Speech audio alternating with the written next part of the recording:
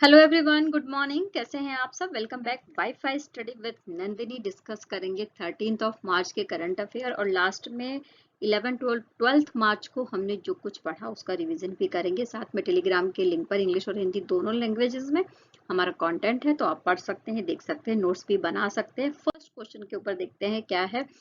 तो first question हमारे सामने है 2023 के लिए एशिया प्रशांत क्षेत्र में एसीआई और एएसक्यू के सर्वश्रेष्ठ हवाई अड्डे का खिताब किसे मिला है। तो देखो, सबसे पहले एसीआई और एएसक्यू का फुल फॉर्म हमें यहाँ पर जानना है। क्या है ये एसीआई और ASQ? Airport council international. ACI का फुल फॉर्म क्या है? Airport council international. और एएसक्यू क्या है?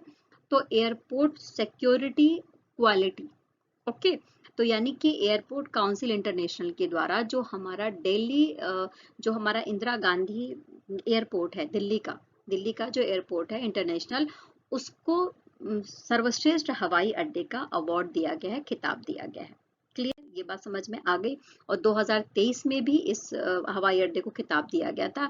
यानी अगर मैं बात करूं तो लगातार छठवीं बार एशिया प्रशांत क्षेत्र में सर्वश्रेष्ठ हवाई अड्डे का जो ये खिताब है वो किसने जीता है? दिल्ली हवाई अड्डे ने जीता है। Clear. When has the implementation of the Citizenship Amendment Act CAA been announced? कब अनाउंसमेंट करी गई इसकी कि नागरिकता संशोधन अधिनियम CAA को लागू कर दिया जाएगा भारत में? ओके, तो 11 मार्च 2024 को इसकी अनाउंसमेंट कर दी गई है। CAA के बारे में बात करें तो 2019 में केंद्र सरकार के द्वारा इसको लेकर आया गया था और इसके तहत जो बांग्लादेश, पाकिस्तान और श्रीलंका ऐसे ऐसे एरिया से जो गैर मुस्लिम समुदाय हैं, हिंदू, ईसाई, सिख, जैन, पारसी, बौद्ध, ये जो भारत में शरणार्थी के रूप में आए 31 दिसंबर 2014 या फिर उससे पहले, तो उनको क्या किया जाएगा? उनको भारत की नागरिकता प्रदान कर दी जाएगी। क्लियर। अच्छा, इसके लिए उनको भारतीय जो भारत का 8वीं अनुसूची में जितनी भाषाएं उसमें से कोई एक भाषा बोलनी आनी चाहिए। और 1955 के जो हमारा नागरिक संहिता है 1955, उसकी तीसरी अनुसूची में जो रिक्वायरमेंट है वो रिक्वायरमेंट उनको फुलफिल करना चाहिए। ओके, नेक्स्ट बात कर लेते हैं। मवेशी तस्करी को रोकने के लिए जम्मू कश्मीर पुलिस ने कौन सी योजना शुरू करी है? तो जम्मू कश्मीर पुलिस ने जो योजना शुरू करी है उस ऑपरेशन का नाम क्या है? तो ऑपरेशन का नाम है कामधेनु। ऑपरेशन कामधेनु मवेशी तस्करी को रोकने के लिए जम्मू कश्मीर के द्वारा चलाई गई, जम्मू कश्मीर पुलिस के द्वारा चलाई गई एक योजना है। ओके, आइए नेक्स्ट बात कर लेते हैं। अग्नि 5 मिसाइल का परीक्षण किया गया है, उसका कोड नेम क्या है? तो इसका कोड नेम है मिशन दिव्यास्त्र। क्या नाम है? मिशन दिव्यास्त्र। अग्नि 5 मिसाइल, इसका सफल परीक्षण किया गया है। किस प्रणाली के तहत, किस सिस्टम के तहत? तो multiple independent re entry vehicle के तहत।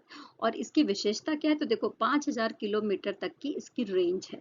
ओके, आइए नेक्स्ट बात कर लेते हैं। भारत के द्वारा सबसे तेज स्वदेशी आईपी राउटर कितने जो लॉन्च किया गया है पहली बार, उसकी कैपेसिटी क्या है, उसकी जो हाँ, उसकी जो स्पीड है उसके बारे में यहाँ पर बात की जा रही है। तो 2.4 TDPS इसकी स्पीड है जो भारत में लॉन्च किया गया है। भारत के द्वारा पहली बार इतनी स्पीड की जो ये आईपी की जो स्पीड है इसको लॉन्च करा गया है, इस बात को समझ लेंगे।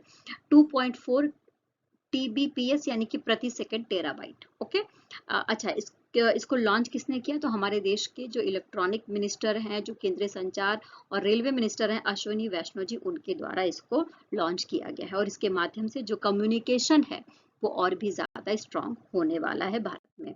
आइए नेक्स्ट बात कर लेते हैं आसिफ अली जरदारी के बारे में। आसिफ अली जरदारी के बारे में बात करूं तो ये दूसरी बार पाकिस्तान के राष्ट्रपति बने हैं, दूसरी बार। ओके, याद रख लेंगे।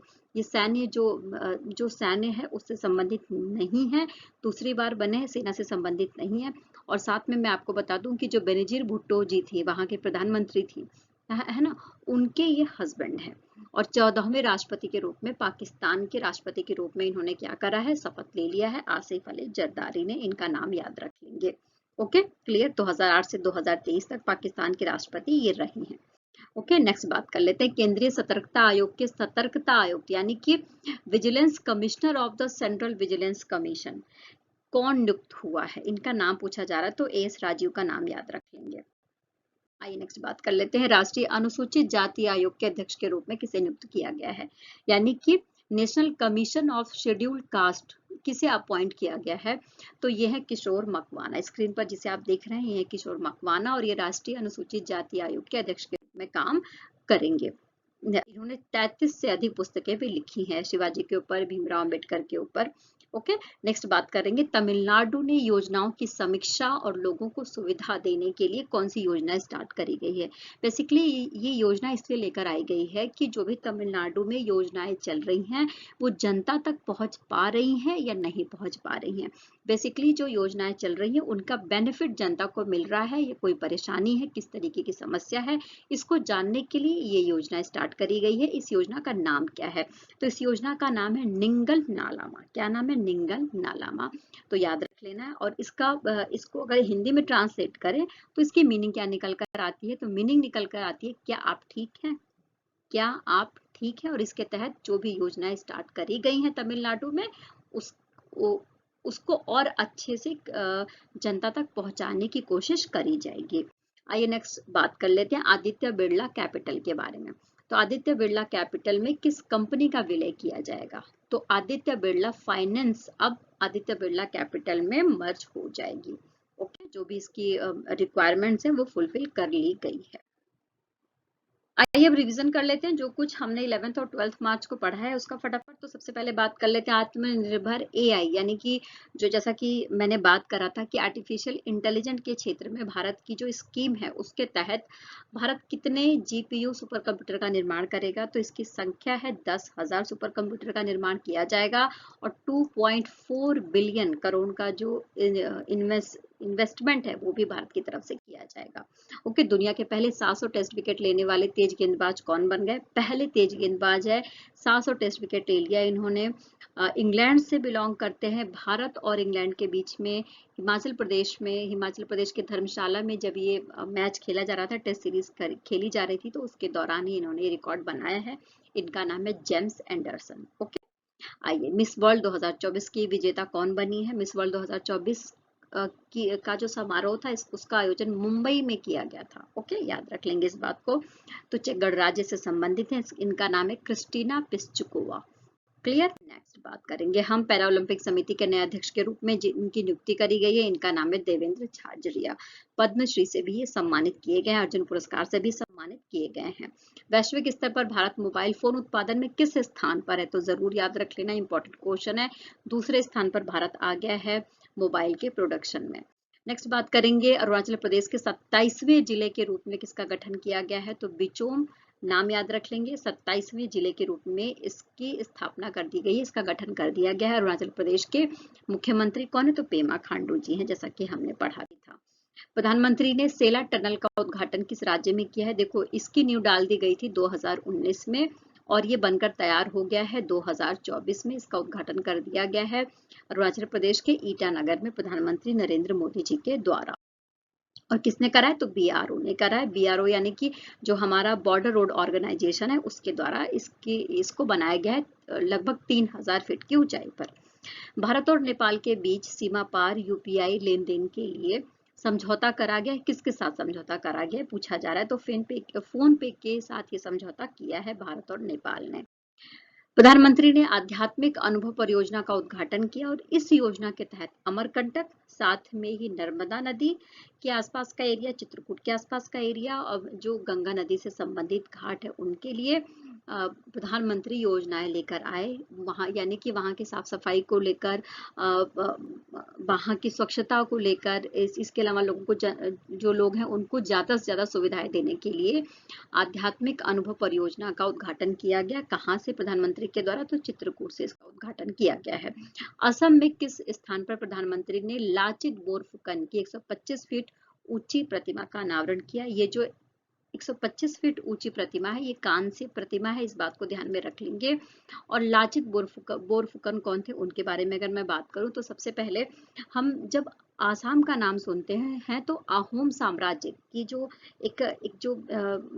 जो संस्कृति थी, उनकी जो वीरता थी, उनका जो इतिहास था वो हमारे सामने आ जाता है। तो अहोम साम्राज्य के एक सेना नायक के रूप में हम इनको जानते हैं। इनका नाम है लाचित बोरफुकन। इनकी 125 फीट ऊंची कांस्य प्रतिमा का अनावरण किया गया है। कहाँ पर? तो आसाम के जोरहाट में।